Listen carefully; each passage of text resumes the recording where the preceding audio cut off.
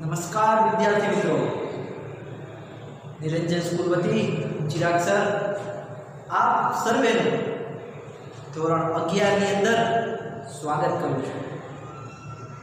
મિત્રો, નિરંજન સ્કૂલની આ DLS system means distance learning system જે એક એવી સિસ્ટમ છે કે જ્યાં વિદ્યાર્થીઓને માહિતી તેમજ સમજૂતી દરેક ચેપ્ટર, દરેક પ્રકરણ, દરેક વિષયની રૂબરૂ મળતી હોય એવું લાગે છે। સૌપ્રથમ તમે બધા ધોરણ 10 ની અંદર એક ઝળહળતી સફળતા મેળવી અને ધોરણ 11 ની અંદર નિરંજન સ્કૂલમાં પ્રવેશ મેળવ્યો તે બદલ તમારું ખૂબ ખૂબ ખૂબ અભિનંદન। અને હું ચિરાગ સર તમારું આ ધોરણ 11 ની ડીએલએસ સિસ્ટમમાં સ્વાગત કરું છું। તમે બધા વિદ્યાર્થી મિત્રોએ ધોરણ 10 ની અંદર ખૂબ જ મહેનત કરી છે। અમે જે રીતના તમને શીખવાડેલું છે એની પાછળ તમે પૂરેપૂરું મનથી આ વર્ક કરેલું છે, તો તે માટે તમને બધાને બિરદાવું છું। નિરંજન સ્કૂલ વતી આજે તમારું ધોરણ 11 કોમર્સની અંદર સ્વાગત છે। આ લોકડાઉનની સ્થિતિ ન હોત તો મિત્રો આપણે અત્યારે રૂબરૂ ક્લાસની અંદર બેઠા હોત સામસામા અને આપણો પ્રથમ લેક્ચર એકબીજા સાથે શેર કરતા હોત, પરંતુ આ ડીએલએસ સિસ્ટમે આપણને રૂબરૂ જ છે એવો અનુભવ કરાવ્યો છે। છેલ્લા 2 મહિનાથી આપણે ધોરણ 10 અને ધોરણ 12 ના વિદ્યાર્થીઓમાં આ ડીએલએસ સિસ્ટમનો ઉપયોગ કરીએ છીએ, જે ખૂબ જ સફળ થયો છે અને વિદ્યાર્થીઓને એના દ્વારા એમ જ લાગે છે કે તે લોકો પોતે આ સ્કૂલના ક્લાસમાં બેઠેલા છે। તો હવે આપણે 11 કોમર્સ જ્યાં સુધી સરકાર આપણને છૂટ ના આપે ત્યાં સુધી આપણે આ જ રીતના ભણવાનું છે અને તમે બધા તે બાબત મહેનત કરશો તેવી અમારી આશા છે। મિત્રો, આજનો આપણો પ્રથમ લેક્ચર હું ચિરાગ સર તમારો ધોરણ 11 કોમર્સ અને 12 કોમર્સનો એક મહત્વનો વિષય આંકડાશાસ્ત્ર, ધ મેજિક ઓફ સ્ટેટિસ્ટિક્સ લઈને આવું છું। તે પહેલા આપણા ધોરણ 12 ના ગત વર્ષ એટલે કે માર્ચ 2020 ના રિઝલ્ટની ચર્ચા કરીએ, જેમાં આપણી વિદ્યાર્થીની કતિરા વેતાલીએ 99.73 PR એટલે કે બોર્ડની અંદર 7મો ક્રમાંક હાંસલ કરેલો છે। બધા વિષયની અંદર ખૂબ જ સારી સફળતા મેળવેલી છે। વિદ્યાર્થીઓને તે બદલ અભિનંદન આપું છું। એ સાથે જ 99 PR ઉપર આપણી 4 ગસ છે, 90 PR ઉપર આપણી 7 ગસ છે। મિત્રો, મહેનત ખૂબ જ કરેલી છે વિદ્યાર્થીઓએ, તેથી જ આટલું સારું પરિણામ મળ્યું છે અને હવે એ મહેનત તમારે પણ કરવાની છે। અમારો સપોર્ટ તમારી સાથે છે। તો હવે આપણે આપણા વિષય તરફ આગળ વધીએ। ધોરણ 11 કોમર્સની અંદર જે તમારા 7 વિષય છે તેમાંનો એક વિષય હું તમારો આંકડાશાસ્ત્ર લેવાનો છું। તો શું છે આંકડાશાસ્ત્ર? ઘણા વિદ્યાર્થીઓને બીક લાગે, ગણિત તો માંડ પૂરું કરીને આવીએ છીએ, હવે આંકડાશાસ્ત્ર ફરીથી ગણિત? તો ગણિત અને આંકડાશાસ્ત્ર વચ્ચે ઘણો બધો ડિફરન્સ છે, ખૂબ જ મોટો તફાવત। ગણિતમાં બહુ જ અઘરું રહે છે, એટલું જ આંકડાશાસ્ત્ર ઈઝી છે। તમે 10માનો એક ચેપ્ટર ભણીને આવો છો આંકડાશાસ્ત્ર, 14મું ચેપ્ટર હતું, ઘણા બધા વિદ્યાર્થીઓને પસંદ આવતું, કારણ કે તેની અંદર ઈઝી મેથડો ઘણી બધી કે 5 વિદ્યાર્થી જલ્દી થઈ જાય। તો એ ચેપ્ટર એક વિષય બનીને આવે છે, તો એમાં માર્ક્સ લેવા ખૂબ જ સરળ છે। તો મિત્રો, શું છે આંકડાશાસ્ત્ર? કઈ રીતના ભણવાનું છે? તો જાદુઈ મેથડથી ભણવાનું, જાદુઈ, કે જેથી વિદ્યાર્થીઓને જલ્દી યાદ રહી જાય, બરાબર? એમાં હું તમને ખૂબ જ સપોર્ટ કરીશ, ખૂબ જ મદદ કરીશ। એક વસ્તુ કહી દો મિત્રો, આંકડાશાસ્ત્રમાં ફેલ થવું અઘરું છે, પાસ થવું ખૂબ જ સરળ છે। તો કઈ રીતે પાસ થઈ શકાય તેની ચર્ચા પણ જરૂરી છે। વિદ્યાર્થીઓએ પાસ થવું હોય તો કઈ રીતના થઈ શકાય? તો કે આંકડાશાસ્ત્ર છે ને માર્ક દેવડાવે છે, ગમે વિદ્યાર્થીઓને માર્ક દેવડાવે ને એટલે આંકડાશાસ્ત્ર માટે ખૂબ જ સરળ છે। ધોરણ 11 ની અંદર 9 ચેપ્ટર આવે છે, ધોરણ 12 ની અંદર પણ 9 ચેપ્ટર આવે છે। બસ આટલો અભ્યાસ કરો એટલે આંકડાશાસ્ત્રમાં તમે પાસ થઈ જાઓ। પ્લસ આંકડાશાસ્ત્ર અત્યારે નહીં, ભવિષ્યની અંદર પણ એટલું જ ઉપયોગી છે। કોલેજની અંદર કોલેજથી અપર ડિગ્રીમાં જાઓ ખૂબ જ ઉપયોગી થશે. તમને સ્કોરિંગ કરવા માટે આંકડાશાસ્ત્ર ઘણું બધું ઉપયોગી રહેશે. તો આજે આપણે 11માના અમુક ચેપ્ટર પેલા સમજૂતી લઈએ કે આ ચેપ્ટરો કેવા શું માંગે છે. યાર આની અંદર અઘરું તો નહીં આવે ને, આ આંકડાશાસ્ત્રનો ઉપયોગ ક્યાં છે કે આ વિશે શું કામ ભણવો જરૂરી છે. ઘણી જગ્યાએ તમને એમ થાય છે કે યાર આંકડાશાસ્ત્ર ઓપ્શનમાં કઢે, પણ આંકડાશાસ્ત્ર ઓપ્શનમાં કઢાતું જ નથી. કારણ કે એનો ઉપયોગ આપણે આપણા જીવન જરૂરિયાતમાં દરરોજ થતો હોય છે. તો એના માટે આંકડાશાસ્ત્ર શીખવું જરૂરી છે. ગયા વર્ષે પણ આપણે આંકડાશાસ્ત્રનું રિઝલ્ટ 100% આવેલું છે. દરેક વિદ્યાર્થી એની અંદર પાસ છે. શું કામ? કારણ કે આંકડાશાસ્ત્ર પ્રત્યેનો પ્રેમ એ લોકોનો અવિરત ચાલુ રહે છે. અને હું તમને એ જ રીતના આંકડાશાસ્ત્ર ભણાવીશ કે તમે એને પસંદ નહીં, પ્રેમ કરવા. તો મિત્રો, સૌથી પહેલાં આપણે એના ચેપ્ટરોની થોડીક પ્રસ્તાવના જોઈએ. બરાબર છે? આજના પ્રથમ લેક્ચરની અંદર હું તમને એની થોડી પ્રાસ્તાવિક કહી દઉં, એટલે તમને એ ચેપ્ટર વિષયો વિશે ભણવું હોય ને તો વધારે મજા આવે. તો સૌથી પહેલાં પહેલું ચેપ્ટર છે ધોરણ 11 ની અંદર તમારે જે પહેલું ચેપ્ટર ભણવાનું થશે તે છે માહિતીનું એકત્રીકરણ. ઇન્ફોર્મેશન, માહિતી ભેગી કરવી. એકત્રીકરણ એટલે ભેગી કરવી. અલગ અલગ જગ્યાએથી, અલગ અલગ મેથડથી, અલગ અલગ રીતથી માહિતીઓ એકત્ર કરવામાં આવે છે.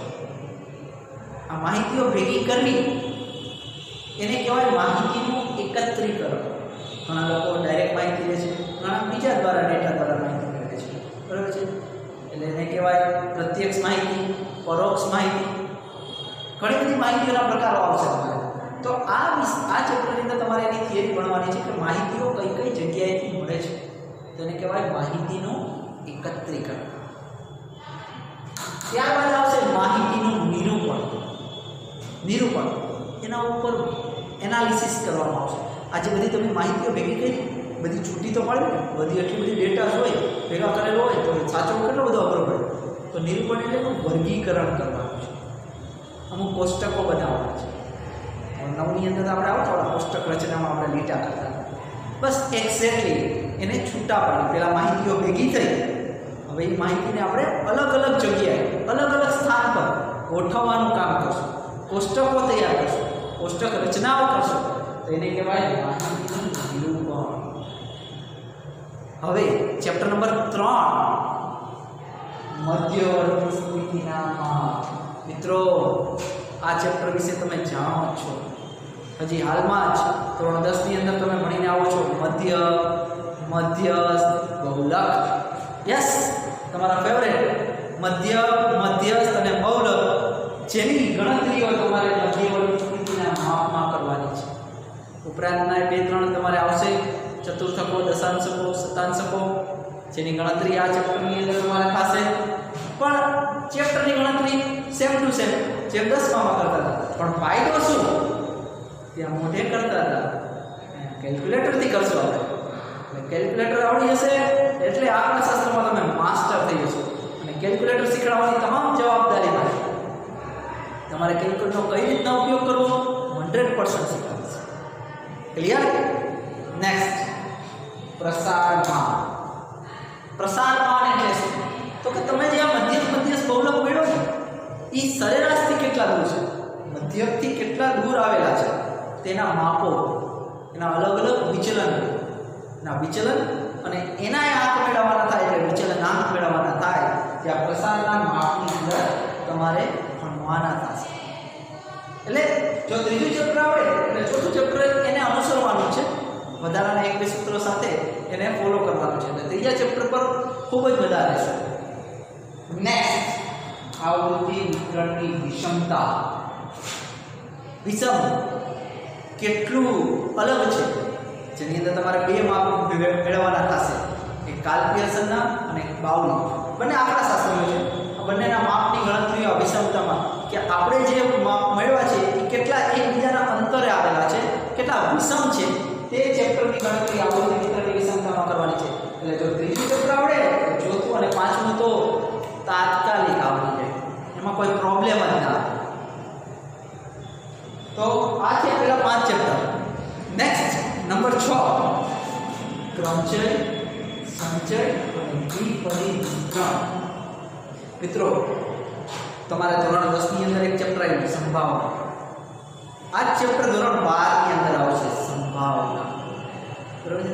કારણ કે સંભાવના આંકડાશાસ્ત્રની શરૂઆત છે, સંભાવના જ આંકડાશાસ્ત્રનો અંત છે.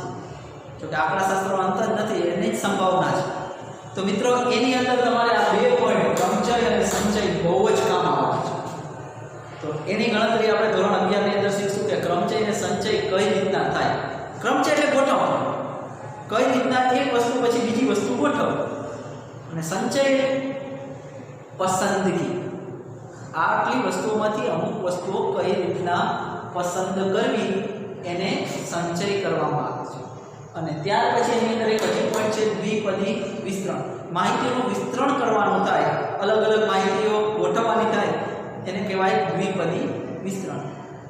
નેક્સ્ટ, નિદર્શન પદ્ધતિઓ. મિત્રો આ ચેપ્ટર બહુ મસ્ત છે. આખી સમષ્ટિ છે, કુલ માહિતીઓનો સમૂહ છે, એમાંથી અમુક એકમની પસંદગી એને કહેવાય નિદર્શ. જેના પારિભાષિક શબ્દ આપણે પ્રથમ ચેપ્ટરમાં ભણશું. તો આ નિદર્શ પસંદ કરી એની અલગ અલગ પદ્ધતિઓ તમારે કરવાની. સરળ નિદર્શન પદ્ધતિ આવે, સ્તરિત નિદર્શન પદ્ધતિ આવે, પદિક નિદર્શન પદ્ધતિ આવે. એક સમૂહ હોય તો સરળ, અલગ અલગ સમૂહમાંથી પસંદગી હોય તો સ્તરિત, ગોઠવણી પ્રમાણે હોય તો પદિક નિદર્શન પદ્ધતિ. તો આ પદ્ધતિઓની માહિતી બહુ સરળ ચેપ્ટર છે, નિદર્શન પદ્ધતિઓની અંદર તમને જોવા મળશે. નેક્સ્ટ, વિધેય. વિધેય મીન્સ ફંક્શન. અમુક ગણતરીઓ માટે થઈ અને વિધેય મેળવવાના થાય છે. ઇકોનોમિક્સની અંદર વિધેય બનાવવાના થાય છે. આંકડાશાસ્ત્ર, આપણે સરકાર જ્યારે અમુક નિયમો બહાર પાડતી હોય તો એના નિયમો નક્કી કરવા માટે ફંક્શન્સ તૈયાર કરતી હોય છે. ફંક્શનની અંદર કિંમતો મૂકવાની થાય છે. તો એ વિધેય ફોર્મ્યુલા કઈ રીતના તૈયાર થાય છે એ આ વિધેયની અંદર આવશે. અને તમારું છેલ્લું ચેપ્ટર એટલે ગુણોત્તર શ્રેણી. મિત્રો ગુણોત્તર શ્રેણી તમે એક શ્રેણી ભણ્યા 10માની અંદર, સમાંતર શ્રેણી. પછીની શ્રેણી આવે એ ગુણોત્તર શ્રેણી આવે. 12માં એક શ્રેણી આવશે એ સામયિક શ્રેણી આવશે. તો શ્રેણીઓના સમૂહ આપણે ભણવાના થાય છે. 10માં એક ભણ્યા, 11માં એક ભણશું, 12માં એક ભણશું. આ લગાતાર તમારે શ્રેણીઓ ભણવાની થશે. અને ગુણોત્તર પ્રમાણની કેટલી, પ્રમાણ દ્વારા મેળવે. સમાન એટલે સમાન અંતરે આપેલી. ગુણોત્તર એટલે કે બે ચલ વચ્ચેનું પ્રમાણ કાઢવાનું થાય, એને ગુણોત્તર કહેવાય. તો ગુણોત્તર શ્રેણીની અંદર એના દાખલા તમારે ભણવાના થશે. તો આ 9 ચેપ્ટર તમારે ધોરણ 11 ની અંદર ભણવાના છે. બહુ જ સરળ ચેપ્ટર છે.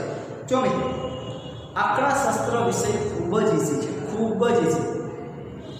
અત્યાર સુધી આપણે સ્કૂલની અંદર જેટલા વિદ્યાર્થીઓ ભણી ગયા એમાંથી કોઈ વિદ્યાર્થીએ એમ નથી કીધું કે મને આંકડાશાસ્ત્ર અઘરું લાગેલું છે. કારણ કે આપણી ભણાવવાની પદ્ધતિ જ એ પ્રકારની છે કે આંકડાશાસ્ત્ર રમતા રમતા આવે. દરેક વિદ્યાર્થી આંકડાશાસ્ત્ર રાખે અને એમાં સારામાં સારા માર્ક્સ લઈ આવે એટલી મહેનત આપણે અહીંયા કરાવીએ છીએ. બરાબર છે? એ બદલ એ માટે હંમેશા તત્પર રહું છું વિદ્યાર્થી માટે. તમને કોઈ પણ જગ્યાએ પ્રોબ્લેમ્સ હોય તો તમે મારો કોન્ટેક્ટ કરી શકો છો. હું સ્કૂલમાં હાજર જ હોઉં છું, તો તમને કોઈ પણ જગ્યાએ તકલીફ પડે નહીં. ફરી એકવાર તમે ધોરણ 10 ની અંદરથી 11માં ધોરણ કોમર્સમાં આવેલા છો તે માટે તમારું હાર્દિક સ્વાગત કરું છું. અને તમારા 10માના રિઝલ્ટ માટે તમને ખૂબ ખૂબ ખૂબ અભિનંદન અહીં કહી મારો આ લેક્ચર પૂર્ણ કરું છું. અસ્તુ.